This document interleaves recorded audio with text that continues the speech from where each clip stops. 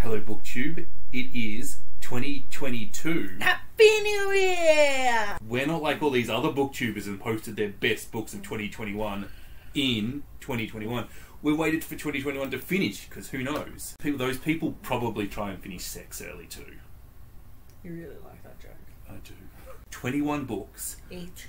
And we're going to start with the 9 books that we have in common. The Death of Vivek Oji by Akwaeke Emezi. This book was good. Yes, I stinking loved it. I think this was emotionally poignant, it was gender complex, it taught me about Nigeria, and it just all blended together to create these really vivid characters and this situation that was so uncomfortable but yet Vivek was so comfortable in their own skin. I just love that. I think I'm just obsessed with the way that Akwaeke Emezi writes. To be honest, Akwaeke Emezi could be writing about dog turds and I would still read the book and love it. Legit. How the one sister sweeps her house. We did this a buddy read with Melissa from Fully Booked, and the whole time we had these weekly check-ins with Melissa because that's how we planned to do it. Yeah. It was just like, oh, I just want to keep going. I've stopped. I want to keep. Yeah, it was addictive. Real page-turny read and also just brutal. If you've been following this channel for a while and you know the sort of horrible literature that I absolutely adore, this ticks all the content warning boxes. Yeah, this is just one of those bleak Caribbean novels. Saltwater by Jessica Andrews. Oh, I loved this. This was a bit of a special book, I think, because while it is really good, it's not actually quite the sort of book I would normally go for, but just everything is so well done in this book. Her efficiency of language, her ability to be able to use the same sentence, expand on 4 different points to make a point about the divide between the north-south, genders, educated and uneducated people all at the same time was just... It's definitely a quality of writing win for me. There's a nostalgia element there too, I guess, but mostly this is the kind of more lyrical writing that really is a sweet spot for me personally. I will read anything that she writes, I think. I think that this was just a style that I can be very comfortable in. Yeah, I think even more than being a fan of the book, I feel like whatever she writes, I feel like weirdly I am more of a fan of the author than I am of the book. Even though I love the book. I've only read one book of hers, but yeah, Darryl. No, we haven't shut up about Darryl.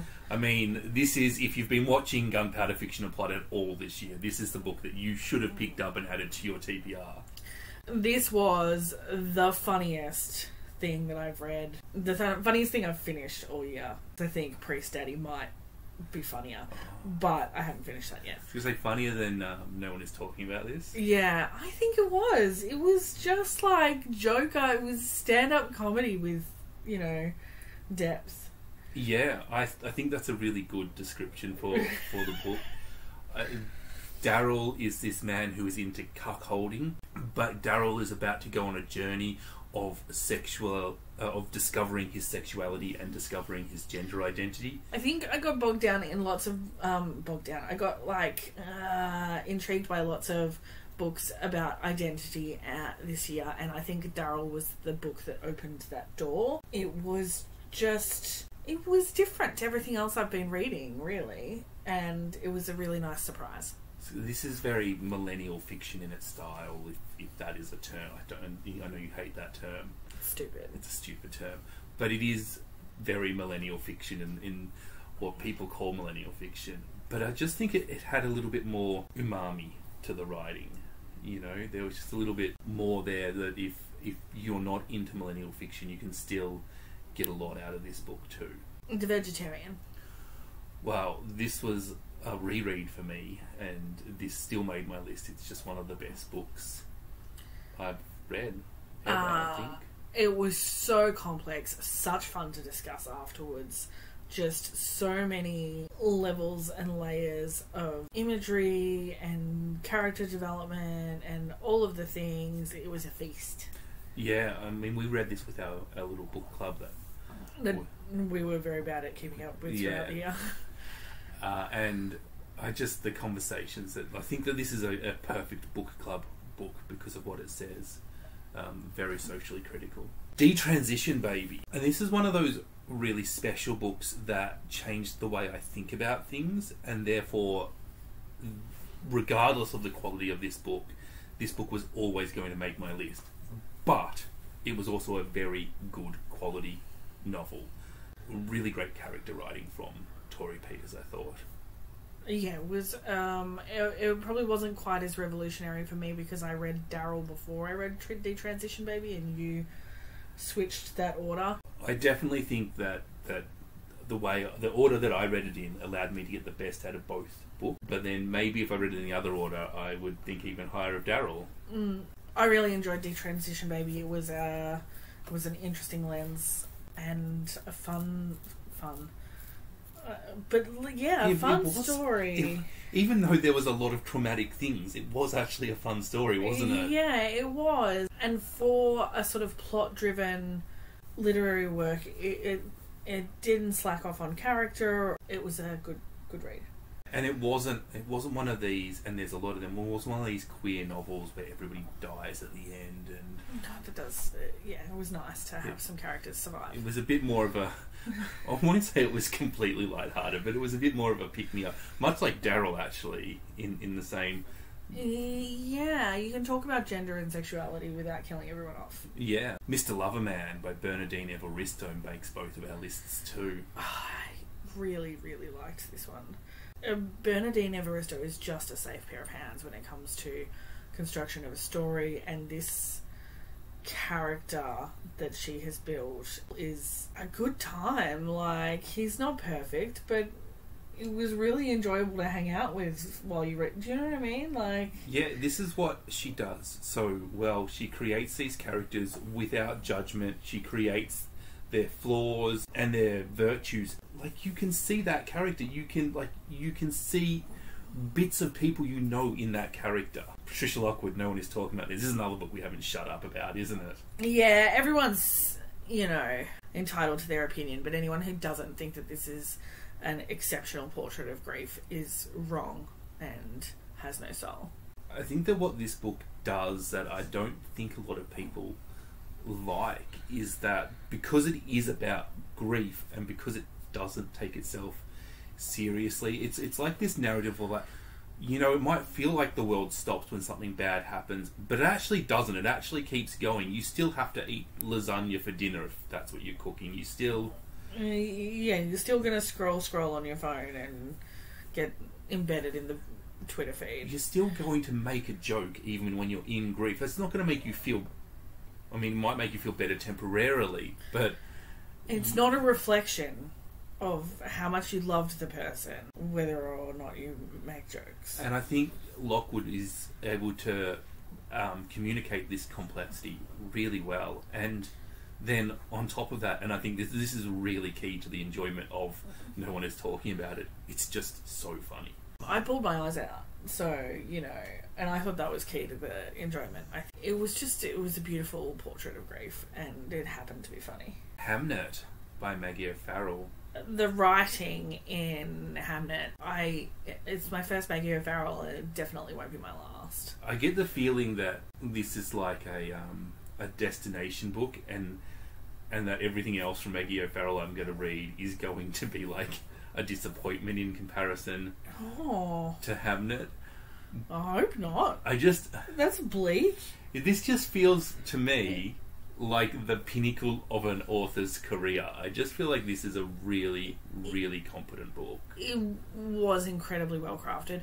I really appreciated all of the opportunities she took to write back to Shakespeare without quoting him, without being heavy-handed, and without tying up the plot in unnecessary knots. Yeah, I think the thing about this book is I literally cannot think of anybody who would read historical fiction or literary fiction that would go, I don't like it.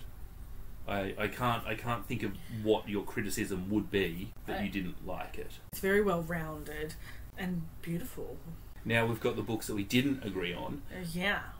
Because, you know, we do read different things occasionally. We do read different things. Mine are in order that I read them throughout the year, so don't get excited and think that I've been ranking things. I have kind of ranked mine, but loosely, and then all those 9 that we've had are being ripped out of the guts. Yep. We just said that the last one is my book of the year. So the first one I'm going to mention is Ring Shout, P. Djeli Clark. Ring Shout was fun and taught me about racism, and that's not a sentence I thought that I would. It's fun racism. No. That's not what I said. I know. Twisting my words. I really enjoy science fiction and fantasy and speculative fiction and all those sort of associated genres for their ability to comment on society and politics, and especially in an environment that can be more adventurous or lighthearted than you're going to have in a straight political commentary. And Ring Shout is like an excellent example of that. It was gold, solid gold. I want to talk about Luster by Raven Alani. This is an exceptional portrait of a black woman working for a older, powerful man who she likes. No, sorry, not working. In a relationship with an older, powerful man, and the power dynamic involved. The discussion around kink and domestic violence and what people get out of it and the overlap was really emotionally well handled. I thought added a lot of depth to this novel, and it made it a really good literary work as well as a character portrait, I thought.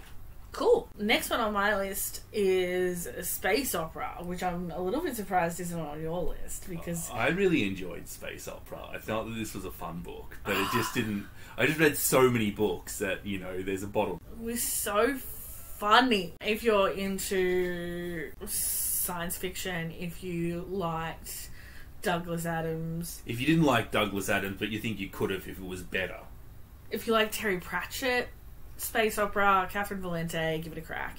It was a good time, but also a super thinky time. We did it as a buddy read with Sam from Paper Notebooks, who had read it before, so we had an experienced guide. Catherynne Valente is high on my list of authors to reread next year. The world building was great, and there was just this constant thread of ongoing comedy, joke after joke after joke. Conversations with Friends by Sally Rooney. I think Sally Rooney is just such a talented writer at getting you into the head of these characters and communicating to you their emotions and their motivations and their desires.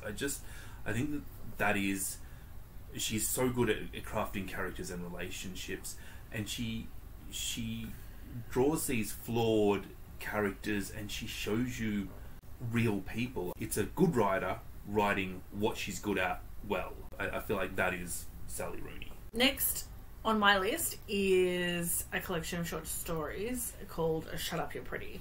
The stories are all interconnected in the sense that they're chronological and they happen to the same central character. So you could almost call it like an episodic novella.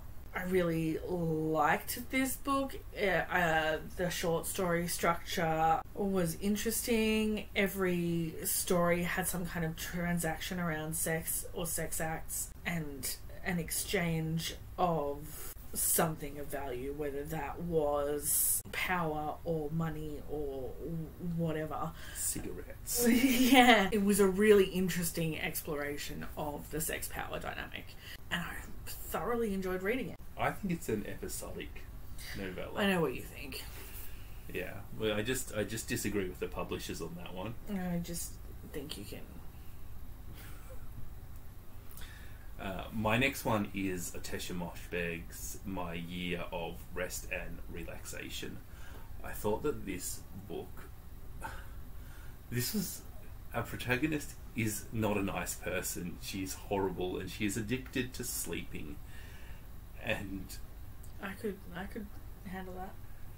Yeah, she's, I mean, let's be honest, we kind of all want to be the protagonist. She is like wealthy and lives in New York and doesn't really stress about money and doesn't need to work and can afford a sleeping pill addiction, and she's just horrible to her entire support network. And the journey that, again, this is just one of these really quite emotionally complex, character driven novels, and Moshfegh is an incredibly good writer that can really make you understand a horrible character's motivations and where they're coming from and their disillusionment with the world. My next one is Passing. I picked this up as a prelude to The Vanishing Half, which I still haven't gotten to.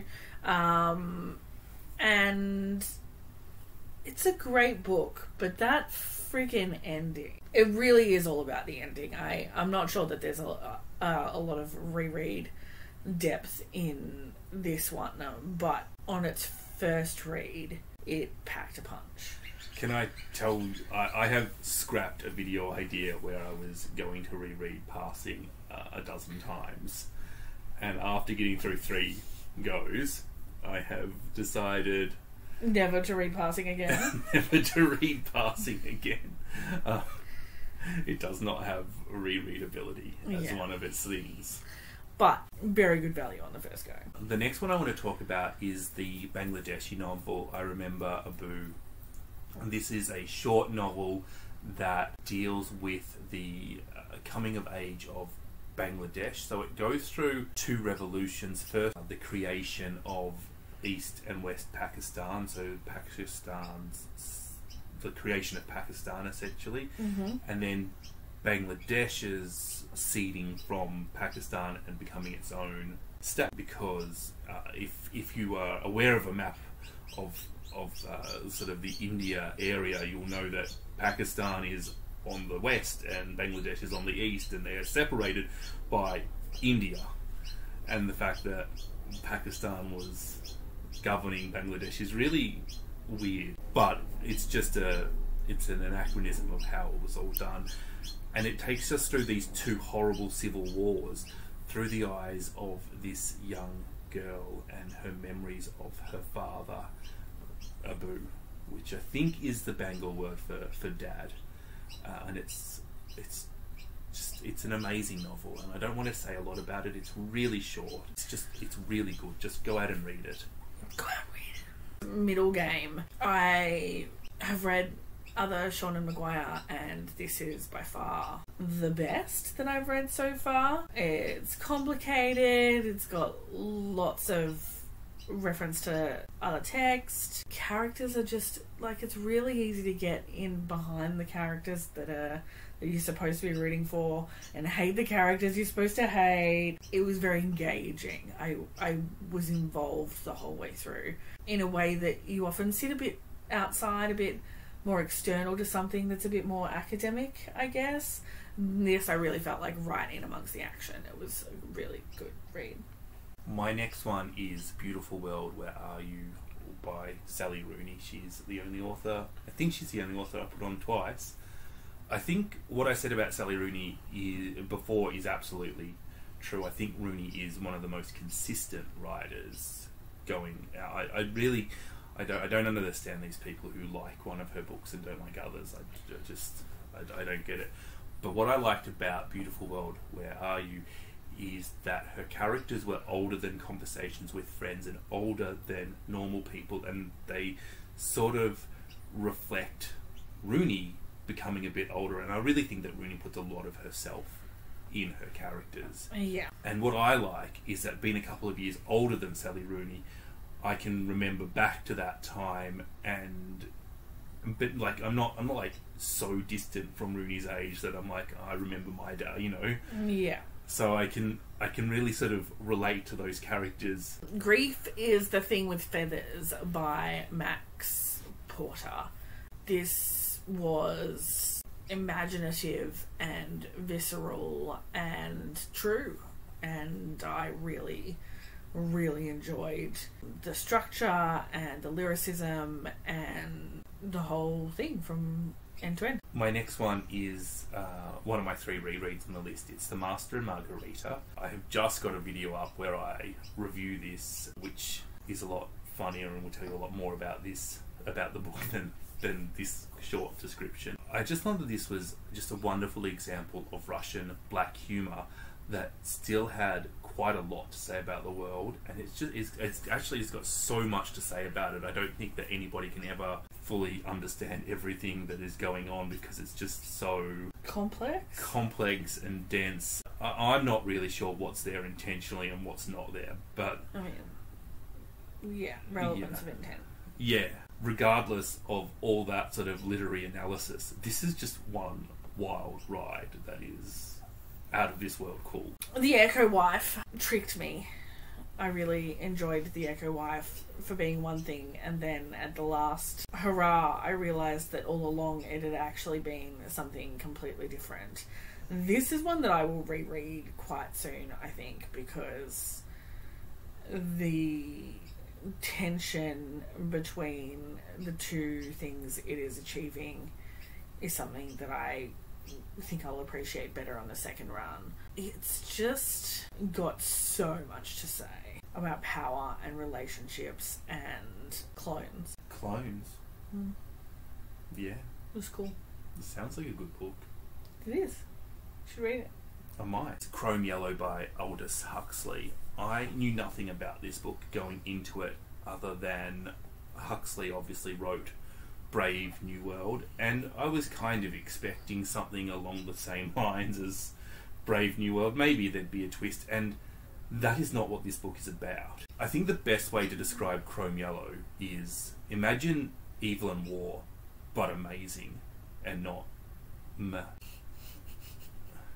It's a very literary book. It's probably the most literary book on the list for me, a very thinky book, but it's also got great characters and questioning of class, and this questioning of the role of class in the world wars by Huxley. And I just think that is, I think in World War One, I think it actually predates World War Two, this book, but I just think it's a really intelligent, clever work, and it's funny.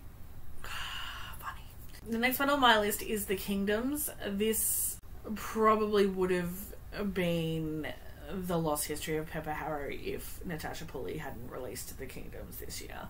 I love Natasha Pulley, and The Kingdoms is the best work so far. She's just getting better and better. The plotting of The Kingdoms and the way that it all unravels must have taken so long to get right, because it is just perfection, and the characters just see you through. I mean, it's essentially a mystery at the start, and that huge gaping hole in your knowledge of what the fuck is going on is not what drives you forward. It's really the characters and the character development that drives you forward, and that is an interesting thing about the read. And I really enjoyed it. I loved what it said about relationships in the world and time and all of the things, but also I kind of hope she writes a sequel with these characters, because they were cool. What if her next novel is even better than The Kingdom? I mean, I imagine it will be, because she's just improving every time. Yeah. My next novel is the first. I mean, I've already. This is like one of the really exceptional novels I read this year, and it's Unsettled Ground by Claire Fuller. I will be talking about this book until I die, I think. Until you die. Yeah, it's one of those books that has gotten better upon finishing it. It's really grown. This is clearly a theme. This is clearly what I like. It's a very horrible and sad book with very strong characters, and Fuller allows you to understand what these characters are going through. One of the things I thought was really cool about this novel was that our protagonist is illiterate, and writing a character that you don't identify with and you don't connect with is a talent that not every author has. Being able to put yourself into the shoes of somebody and what they would be going through in an experience that you will have never had, because Yeah. I can't imagine that Claire Fuller has ever been. I mean, maybe I'm completely wrong. Maybe she learned to write in her later life or something. Yeah, maybe this is one of these cool stories where she was illiterate till she was 30, and then by the time she was 40, she was writing Novels, best released novels. But I just thought that was cool, and just this whole depiction of poverty and what you do in grief, and how the world, again, much like the Lockwood novel, but in The world keeps turning. The world keeps turning in your grief, except that sometimes you're fucked and you're grieving at the same time, and the world's just going to keep fucking you. Yeah. My next one is The Housekeeper and the Professor, which I'm going to beat my husband with over the head until he reads it. This is cool for a lot of reasons. It's just charming. It's a really lovely story about a really lovely friendship. And that's a beautiful foreground. And what I like about it is that, but also the housekeeper is poor, and there's all of these things in her life that are harder because she's in poverty, and she has no support network, and she's a single mum in Japan. But all of that is backgrounded. It's discussed without being central, and I think that was really clever and interesting. And at the centre of it all is this gorgeous relationship between the housekeeper and the professor and the housekeeper's son, and like bits and pieces of maths. It's a cool book. Sounds interesting. You should read it. I might. You just should. I'm a bit hesitant because I didn't like the last Yoko Agwalaga I read, but apparently Yoko Agwalaga basically is She's the a shapeshifter. chameleon of literature. So She's a shapeshifter. My Year of Meats by Ruth Ozeki. I really, really liked this book. This was next level good. This dealt with two women, one half Japanese, half American woman who was producing a show to send back to Japan, highlighting how American women cook meat in order to sell meat in Japan. Mm-hmm. Her boss, the show producer, and the boss's wife, is such a feminist novel. How the two women are treated by this man really sort of, it kind of breaks the world apart into like work and family, and shows you how this man mistreats women in two aspects of his life. But then it was also a critique of the meat industry. It also discussed racism. It also discussed this protagonist's being half Japanese, half American, and her feeling of where does she belong, which culture is she from. Yeah. It was just such a complex novel. There is so much in Steinbeck said of East of Eden. I've created a box where I just put everything into it, and I feel like Ruth Ozeki started off with this simple novel and just kept putting stuff into it, and has come up with this awesome novel. The Prettiest Star. This was just sad and beautifully written and sad, and continued with my fascination this year with identity and how confronting your own identity and the people around you and their opinion on your identity, and being honest or out, how all of those impact your ability to like function as a human being. The Prettiest Star handled that topic really well as talking about grief and the AIDS crisis and all of those other things, and just being spectacularly written. It's great. Before My Actual Heart Breaks by Tish Delaney. This is a book that I've spoken about a lot. It didn't make It didn't make my list, but that doesn't mean it wasn't good. Yeah, that's I feel that way about a few on your list. There was plenty of good out there this year. I really had a hard time narrowing it to 21.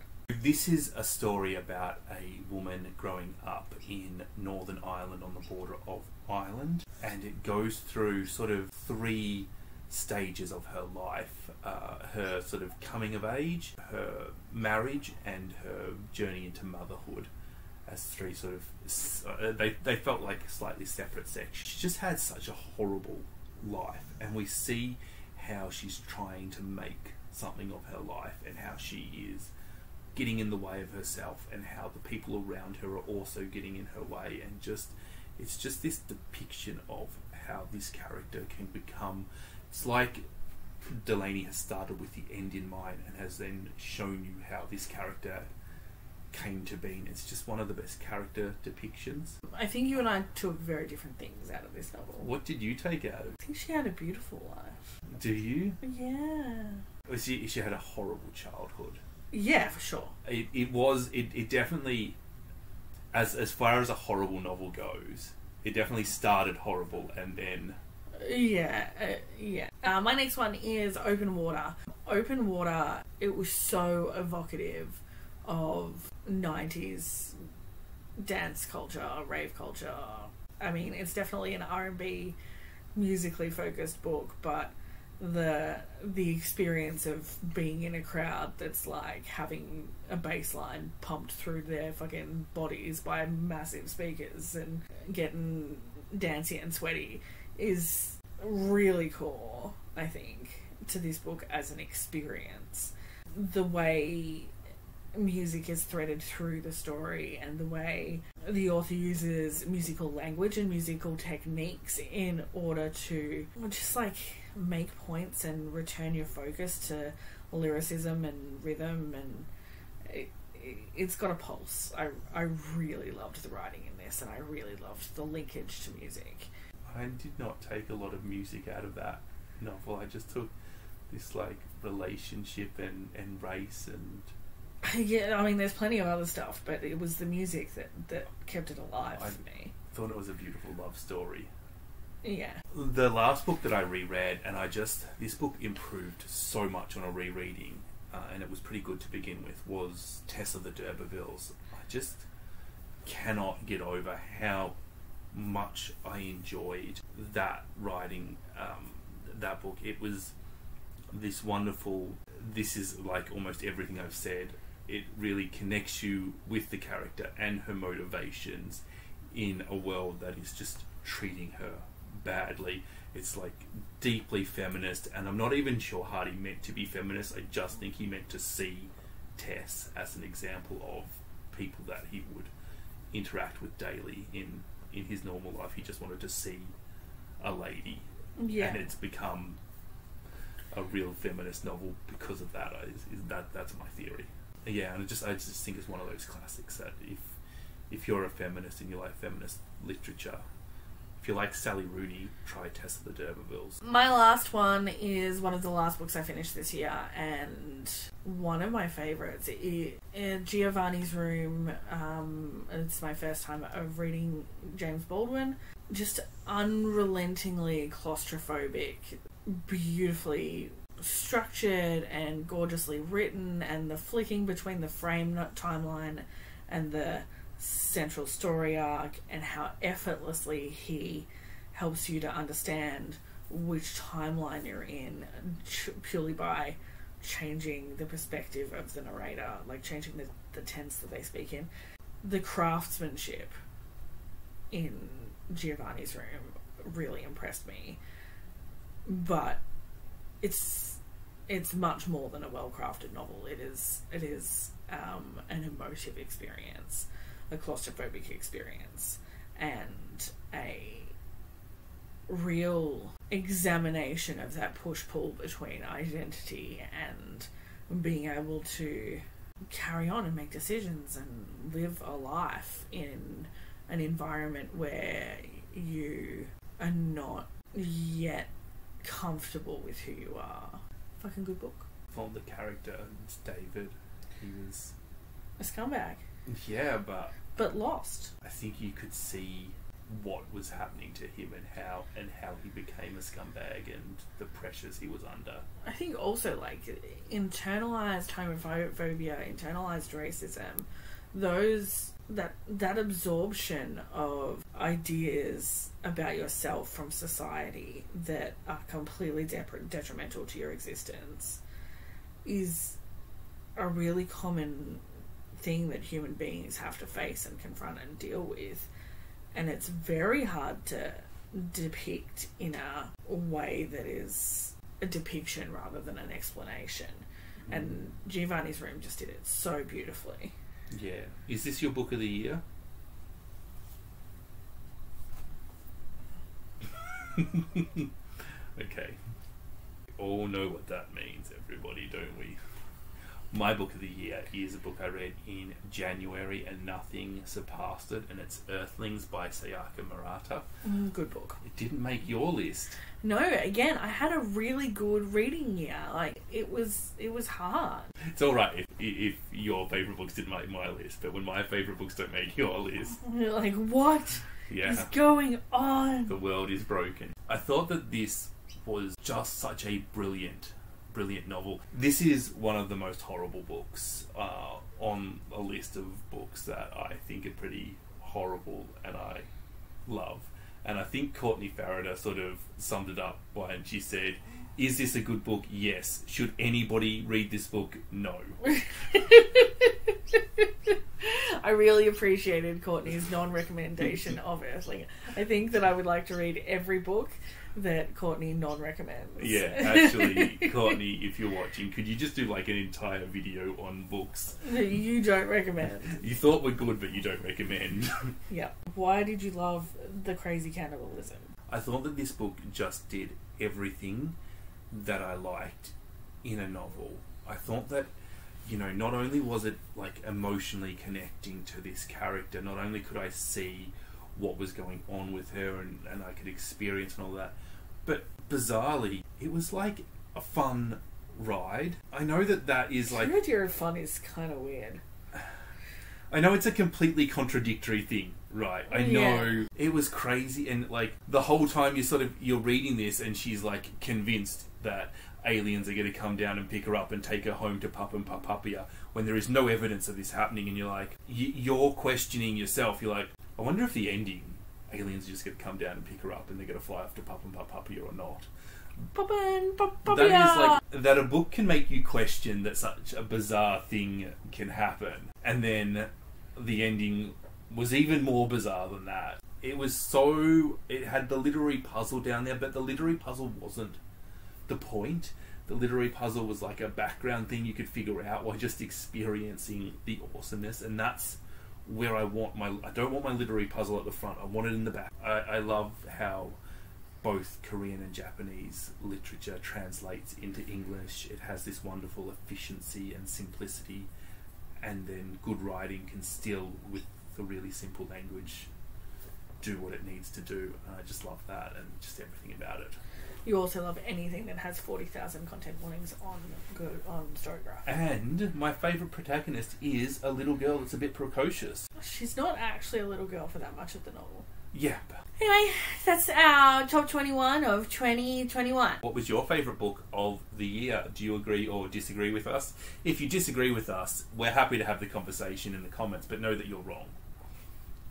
No, that's okay. Everybody can have their own opinions. Okay, love you. Bye.